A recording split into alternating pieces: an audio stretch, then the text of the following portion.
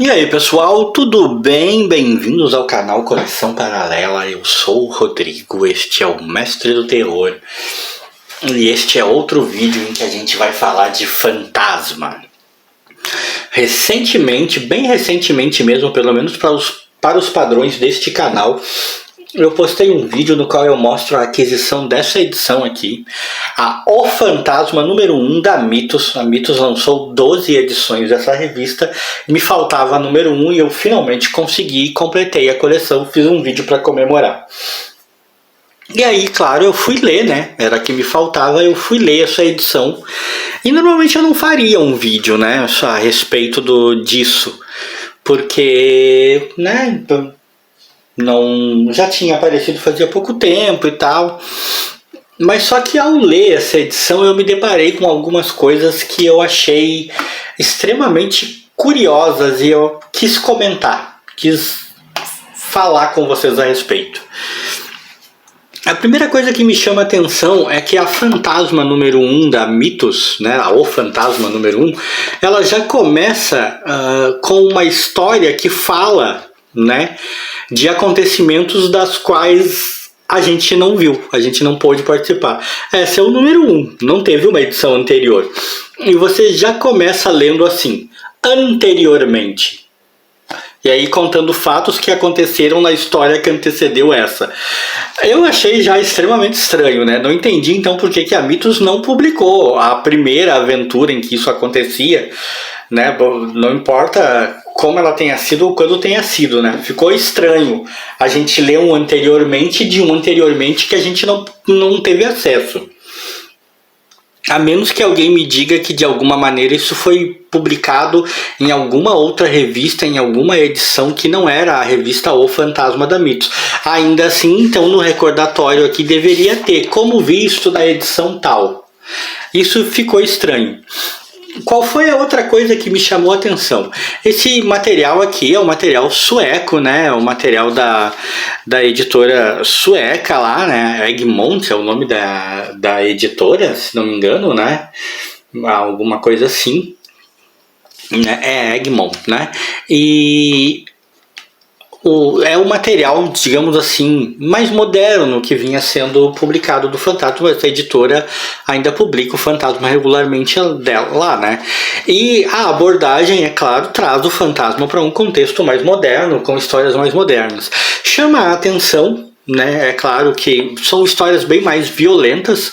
O Fantasma aqui lida com situações bem mais violentas, tem violência bem mais escrachada, tem bastante morte na história. Inclusive nas outras edições que eu li dessa publicação, eu não lembro de eu ter notado tanta acentuação na violência assim, e inclusive tantas mortes, mas nessa edição do Fantasma isso está bem presente. Ele lida com os piratas, né, os piratas Sink, né, que eu sempre tenho dificuldade de falar esse nome e acho que mesmo assim eu falo errado. Mas de qualquer maneira ele lida com essa seita pirata, que são inimigos muito antigos deles, né? E essa foi uma das razões que me chamou a atenção e que eu gostei muito de ler, porque não se enganem, eu gostei muito de ler essa edição, eu gostei muito da história, né? E ver o Fantasma enfrentando piratas, enfrentando seus amigos, seus inimigos ancestrais, amigos, que isso? Enfrentando seus inimigos ancestrais é uma coisa que eu adoro, é uma coisa que sempre me deixa muito animado. Só que, claro, nos moldes dos tempos modernos, esses piratas hoje em dia praticam, né, outros tipos de pirataria. E ao enfrentá-lo, além de lidar com muita violência, além de lidar com terrorismo aqui, tipo, eles ameaçam no estilo 11 de setembro, eles ameaçam jogar um avião no estádio. Na verdade, o plano não era jogar o avião no estádio, era jogar na Casa Branca, mas o plano de jogar na Casa Branca não era o plano original. O cara que arquitetou o plano foi traído por outro cara, entendeu? O plano chegou a ficar confuso num dado momento, né? O plano inicial era sequestrar o avião e obrigar a presidente, que era descendente dos piratas, que era a filha do grande chefe pirata, a ter que tomar a decisão: ou matava todo mundo no avião e era culpada pela opinião pública por isso, ou ela deixava o avião cair num estádio com 50 mil pessoas e também seria culpada pela opinião pública por isso, e a carreira política dela estaria acabada. Só que entra um cara na história que é filho do irmão do líder pirata, que foi morto por esse líder, e ele pega e faz o que? Ele desvia o curso do avião, troca o avião em pleno ar. Essa parte foi muito louca.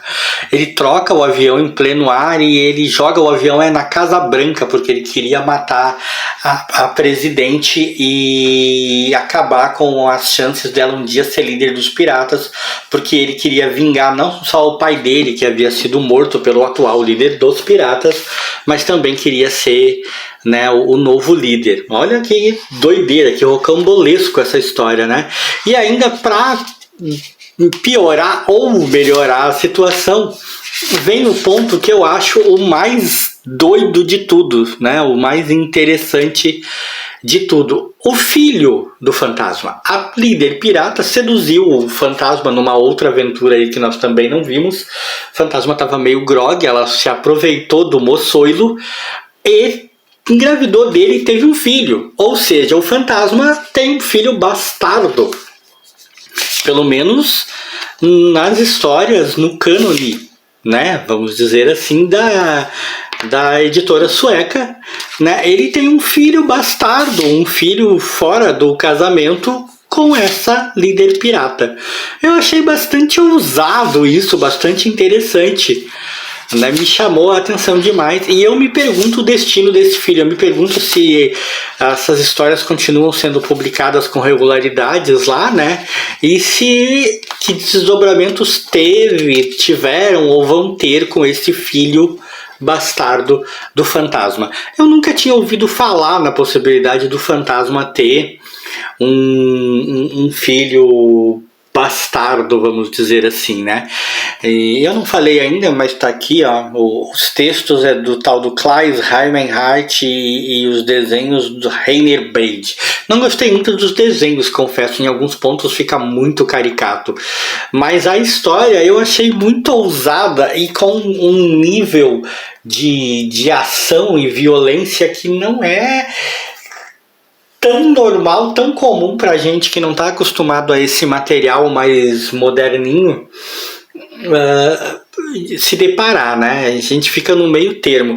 Embora ainda tenham todas as características do fantasma mantido, inclusive em alguns casos aquela simplicidade de roteiro, tipo, o fantasma vai resolvendo as coisas aqui muitas vezes de maneira que parece contar muito com a sorte ou com a conveniência. As coisas se resolvem extremamente rápido muitas vezes.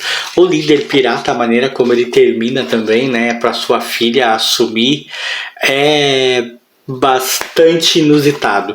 Enfim, eu só posso lamentar que não tenham saído mais edições dessa revista, porque as histórias às vezes têm um certo desnível, claro que tem, sempre tem, mas ou publicaçãozinha boa, e esse material sueco é muito legal, né? Fica a pergunta aí, você que conhece o fantasma, que ou pelo menos gosta do fantasma, sabia que o fantasma tem um filho fora do casamento? Tinha imaginado isso? Olha só. Curtiu esse vídeo? Like aí pra mim. E para o mestre do terror.